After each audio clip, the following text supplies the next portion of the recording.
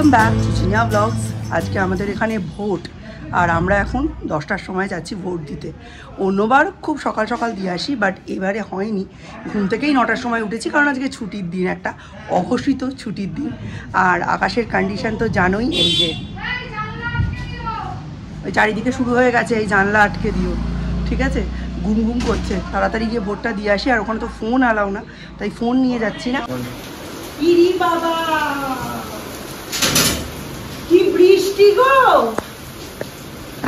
বাপ কি বৃষ্টি! ওখানে তো বড় করে ওপরে সমস্ত শেড দিয়ে দিয়েছে। 5জন 6জন, বেশি লাইনে কেউ ছিল না, দাঁড়িয়ে শান্তিতে ভোট টোট দিয়েছি। দিয়ে বেরিয়েই দেখছি এইরকম বৃষ্টি। আর এত গরমের পর এরকম বৃষ্টি নিয়ে কমপ্লেনের কিছু নেই। আমি খুব আরাম করে গান করতে করতে ভিজতে ভিজতে এসেছি।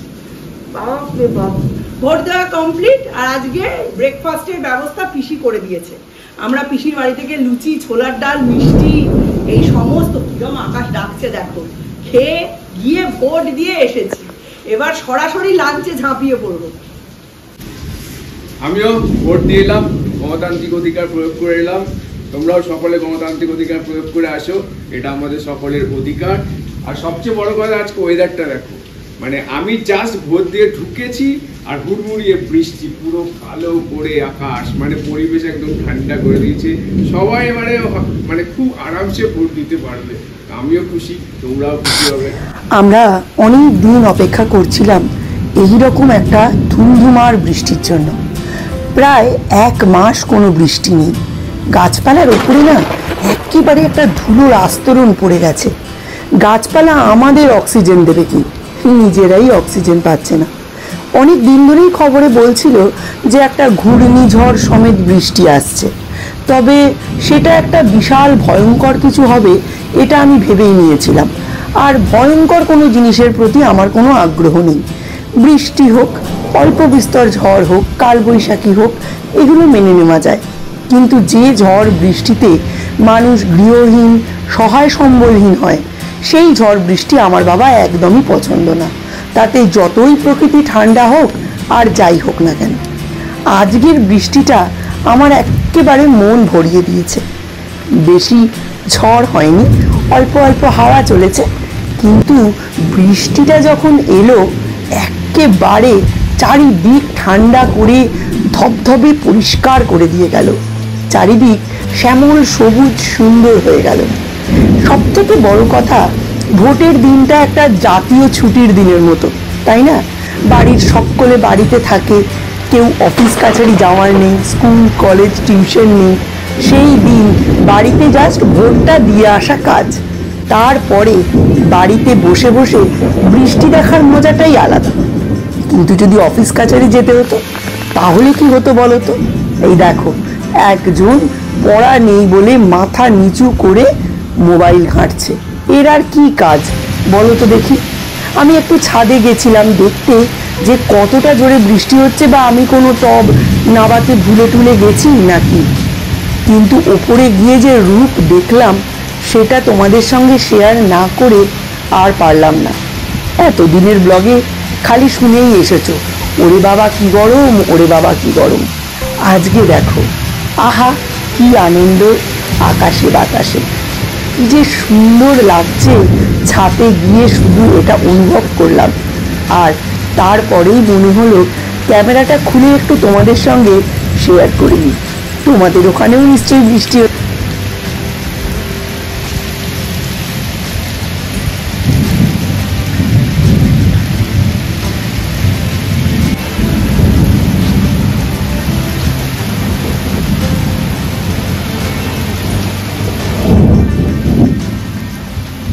আমরা সকলে ভোট দিয়ে চলে আসার পর বেশ খানিকটা সময় ওই টিভিতে মারামারি, লাঠালাঠি এইসবের খবর টবর দেখলাম।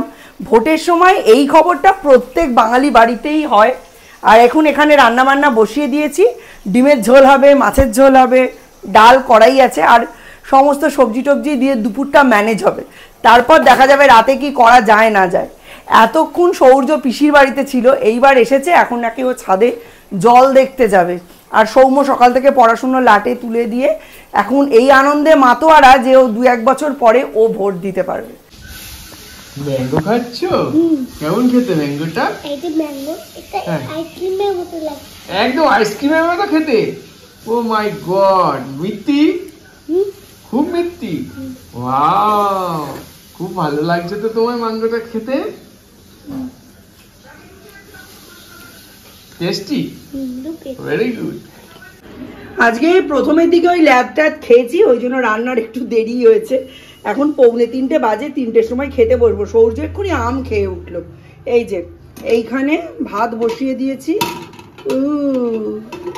গরম। এই যে ভাত ফুটেই গেছে, আর 10 মিনিটের মধ্যে হয়ে যাবে।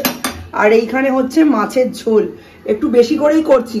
বর্ষাকালে না আমার ভীষণ মানে রান্না করতে বিরক্ত লাগে, মানে মনে হয় বসে বসে বৃষ্টি দেখি, চান করি বৃষ্টিতে, ভিজি, এইসব করি। রান্না করতে আমার বর্ষাকালে একদম ভাল লাগে না, মনটা একটু উদাস উদাস হয়ে থাকে। তাই এখানে একটু বেশি করে, প্রায় 8-10 পিস মাছ আছে এর মধ্যে, একটু মাছের ঝোল বানাচ্ছি। পিসিদের একটু মাছের ঝোল আর ডিমের ঝোল দেবো, ঠিক আছে? আর বাকিগুলো সব রান্না হয়ে গেছে, চলো দেখাই। এই হচ্ছে এখন টেবিলের অবস্থা, এখনো কিছু ফিক্স করা হয়নি। তো এইখানে এই দেখো চাল কুমড়ো করেছি চিংড়ি মাছ দিয়ে, ডিমের ঝোল রেডি, কালকের একটু ভাত রয়েছে, ডালও রয়েছে, মুগের ডাল, পেঁপে আর ডাঁটা দিয়ে। এখানে রয়েছে কলমি শাক ভাজা আর রাঙালু ভাজা, এগুলো তুলে ফেলবো। আর এটা পিসি দিয়েছে, এই যে পুঁই শাকের তরকারি, এটাও তুলে ফেলবো। সবারই বাড়িতে স্নান টান সব কিছু হয়ে গেছে, এবং সব থেকে আশ্চর্যের কথা, বাড়িতে যে স্নান করতে সব থেকে বেশি গাফিলতি করে, সেই বাজার সরকারের স্নান সবার আগে হয়ে গেছে আজকে। আমার তো অনেক আগে হয়ে গেছে, আমি বৃষ্টিতে হাফ স্নান করে ফিরেছিলাম, তারপর ক্লিপ নিতে গেছি ছাদে গিয়ে আধা ভেজা হয়ে গেছি। আর টিভিতে মানে চন্দ্রকোনায় এত, আরামবাগ চন্দ্রকোনা এগুলোতে এত অশান্তির খবর, আমি শুনতে শুনতে তো অবাক। আরামবাগ চন্দ্রকোনা খুব ভালো জায়গা ছিল, এত অশান্তি হতোই না। আমাদের দেশের বাড়ি, মানে আমাদের বাপের বাড়ির দেশের বাড়ি হচ্ছে চন্দ্রকোনায়, তা ওইখানে এত অশান্তি শুনে তো আমি অবাক। তারপর এদিকে তো চারিদিকে লেগেই রয়েছে, জানোই এখন ব্যারাকপুর মানে লোকসভা কেন্দ্র হচ্ছে খুব উত্তেজনাময় লোকসভা কেন্দ্র হয়ে গেছে। বিভিন্ন কারণ আছে তার, সবাই সব জানো, আলাদা করে বিস্তারিত আর বলার কিছুই নেই। মানে এত অশান্তি হচ্ছে, টিভির পর্দা থেকে চোখ সরাতে পারছি না। সকলে স্নান টান হয়ে গেছে, বাকি আছে খালি মিস্টার বিশ্বাস, ওর চান হয়ে গেলে আমরা খেতে বসবো। দেরি হচ্ছে, ভাত হয়নি এখনো, ভাতটা হয়ে গেলেই আমরা বসে পড়তে পারি। দেখো খালি আমার কলকে গাছটার কি অবস্থা, আর সেই রকম অবস্থা হয়েছে আমার এই থোকা টগরের, সব গাছ ফাছ উল্টে গেছে। এই দেখো কি অবস্থা। অ্যাকচুয়ালি এখানে একটা ভাঙা টব ছিল, আজকে পুবনে ছাঁট দিয়েছে, মানে পুয়ালি ছাঁট যেটা, ভেঙে গিয়ে এই অবস্থা হয়ে গেছে, মাটি ফাটি এগুলো কালকে সব ঝাঁটিয়ে তুলতে হবে। আজকে একটা জবা ফুটেছিল, দেখো লণ্ঠন জবার মতো দেখতে হয়ে গেছে বৃষ্টির তাড়নায়। কাল অবশ্য আরও একটা ফুটবে, আজকে বৃষ্টির জল পেয়েছে, ভালোই ফুটবে। কিন্তু এই দিকে দেখো গাছটা কিরম হেলে পড়েছে। বৃষ্টি হয়ে ওয়েদারটা বেশ ঠান্ডা ঠান্ডা আর সুন্দর হয়ে গেছে। ওরা এখন দেখছে ম্যাজিক মুভিটা, ঠিক আছে, ভেতরে দেখছে। আর সৌম্য একটুখানি দেখলো, দেখে বললো কি বোরিং, ইয়েকে নকল করেছে। কাকে বললো? আমির খানকে নকল করেছে, এইসব বললো টলে চলে গেল। আর বাবা ছোটো ছেলে মিলে দেখছে, আমিও দেখছিলাম, বাট এখন ভাবলাম আসি। আজকে এত বৃষ্টি হয়েছে, আমি বললাম একটু খিচুড়ি, লাবড়া, ডিমের অমলেট এসব করি। বলে না নর্মাল খাবার দাবার খাবো, আমার এত গ্যাস অম্বল হচ্ছে, আমি আর এসব খাবো না। ভালো কথা, ওই জন্য একদম বেশি করে মাছের ঝোল, ডিমের ডালনা এসব করে নিয়েছি। আর বাড়িতে না ছিল বেশ কিছু খাবার দাবার, টুকটাক সেগুলো সব আজার করিয়ে তুলিয়ে দিয়েছি। রাত্রিবেলা ফ্রেশ ডিমের ঝোল আর ভাত থাকবে, ভাত করে নেবো, ডিমের ঝোল আছে, বাস ওই দিয়ে কমপ্লিট হয়ে যাবে। এদের আবার সমস্যা কি, এরা আবার কেউ মানে ডাল ছাড়া খেতে পারে না, মানে ডাল চাই, কিন্তু ডিমের ঝোল ভাত হলেই হয়ে যায় না, সেটা হবে না। ওই ডাল তার সাথে আলু ভাজা এটা করতেই হবে, বা ডাল বেগুন ভাজা, বা ডাল পটল ভাজা, কিছু না কিছু একটা লাগবে। আর এই যেরকম বেঁধেছি, আমার বলছে রামচন্দ্রের মতো বেঁধেছো কেন? আমি বলছি এত গরম লাগছিল আর নিচের চুলগুলো শুকাচ্ছিল না, বৃষ্টিতে ছাদে গিয়ে ভিজেছি তো, সেই জন্য এটা বাঁধলাম। এখন দেখছি নিচের চুলগুলো শুকিয়ে গেছে, এবার খুলে দেবো।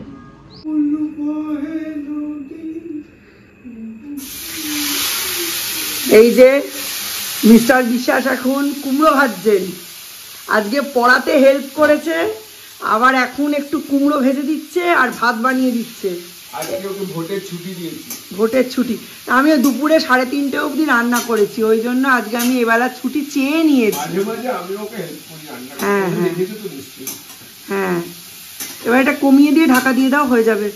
আর ভাতটা বসিয়ে দাও। এই যে এদিকে হাঁড়ি আছে, জল দিয়ে।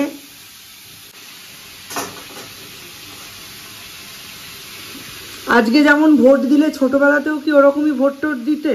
ছোটবেলায় একটু ভোট দেয়। ও মানে কিরম কাটতো ছোটবেলার ভোটগুলো? এরকমই কাটতো। একই সেন্টারে ভোট দিয়েছি আমি, এই সেন্টারে ফার্স্ট টাইম ভোট দিয়েছি, আজকে যেখানে দিলাম। আচ্ছা, আর যখন ভোট দিতে না তখন ভোটের দিন তো নিশ্চয়ই বাবুর ডিউটি থাকতো? হ্যাঁ, আমার ডিউটি থাকতো। একবার অনেক রাত্রে বাবাকে খাবার দিতে গেছিলাম, তখন তো আর টেলিফোনের ব্যবস্থা ছিল না। তো যখন মানে অনেক রাত্রে, সারাদিন ফেলেনি, অনেক রাত্রে, কালনা যখন থাকছিলাম, কালনা কলেজে খাবার দিতে গেছিলাম অনেক রাত্রে, প্রায় 10টা-11টার সময়। তখন তো অনেক ছোট, 9-10-এ পড়ি। খাবার দিতে গেছিলাম, এটা মনে পড়ে। আর তখন কোনো ভোটের দিনে স্পেশাল মেনু থাকতো না? মনে নেই না, তখন স্পেশাল থাকতো, অন্য দিনের চেয়ে কমই থাকতো। টেনশনে থাকতো মা? না, টেনশনে কিছু না, যাদের বাড়িতে ভোটের ডিউটি পড়ে শুনেছি সবাই খুব টেনশনে থাকে। না, টেনশনে কেউ থাকতো না, মানে থাকলেও আমরা সেটা বুঝিনি এই বয়সে।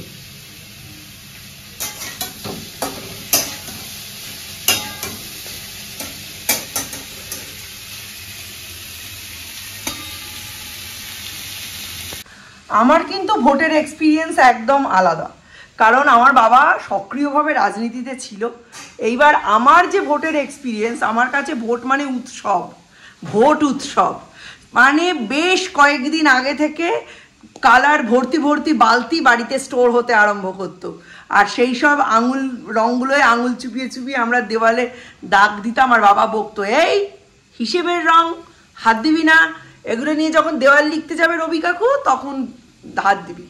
বাবা, রবি কাকু মানে রবি প্রামাণিক, সবাই মিলে, তখন খুব গুটি কয় লোকই ছিল যারা মানে কংগ্রেসের হয়ে দেওয়াল টেওয়াল লিখতো, মিটিং মিছিল করতো। তাদের মধ্যে আমাদের পাড়া থেকে আমরা কয়েকটা ফ্যামিলি ছিলাম, সবাই মিলে দেওয়াল লিখতো। তখন আমি পাশে দাঁড়িয়ে থাকতাম আর দাঁড়িয়ে দাঁড়িয়ে ভাবতাম, রবি কাকুর হাতের লেখাটা কি ভালো, বাবার হাতের লেখাটা কি ভালো। আমারও হাতের লেখা ভালো ছিল, কিন্তু যে দেওয়াল লিখতে হতো তখনই আমার হাতের লেখা অবস্থা খারাপ হয়ে যেত।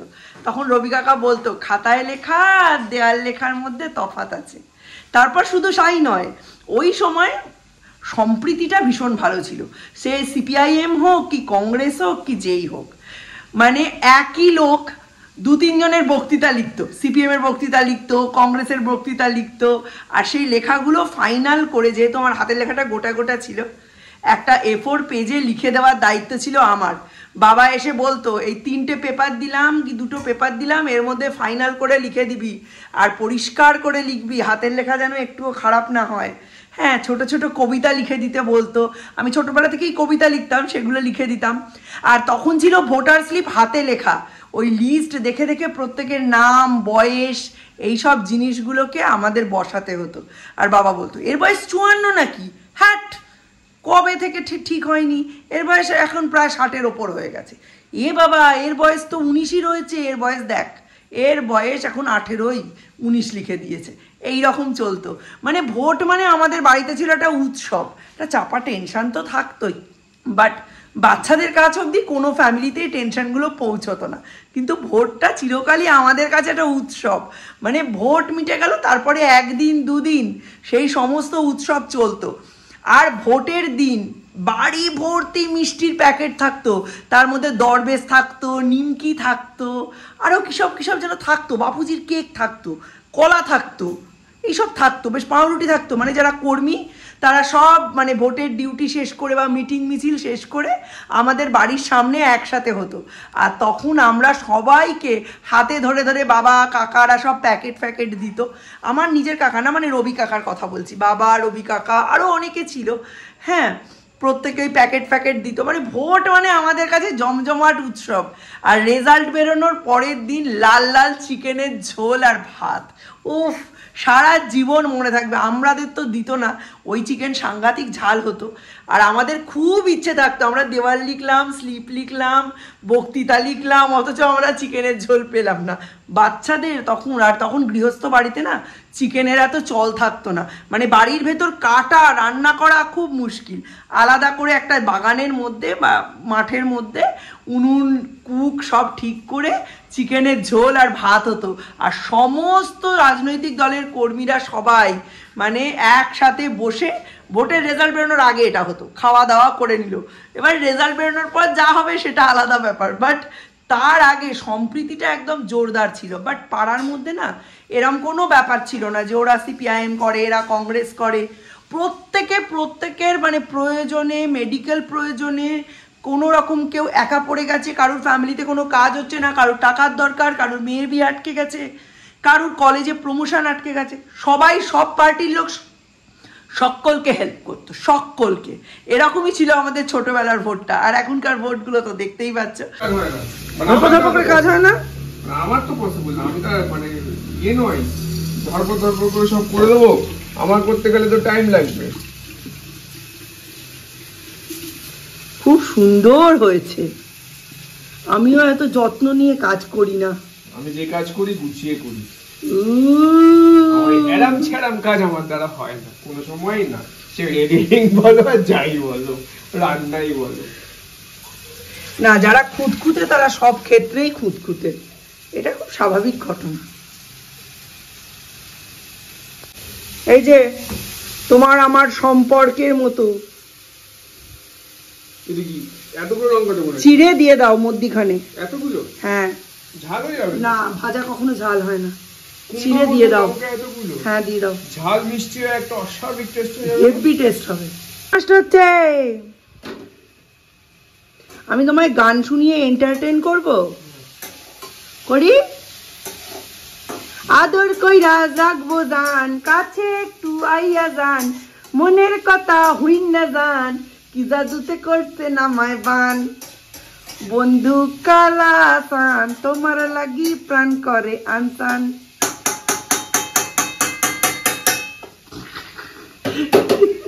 গান শুনে কালে তালা ধরে গেল। বাবা, এই হয় বিয়ের বেশি বয়স হলে, এই হয়। আবার আমার কথা না শুনে তেল দিতে যাচ্ছে, এত তেল লাগে না বাবা। তেল না দিলে টেস্ট হবে না, এটা আমার ছেলেরা খাবে বলে কথা।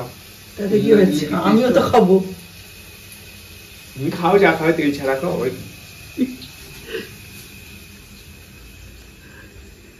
তো চলো আজকের মতো ব্লগটা এখানেই শেষ করছি, দেখা হবে নতুন একটা ব্লগে, ততক্ষণে check the mic and make sure it sound right boys.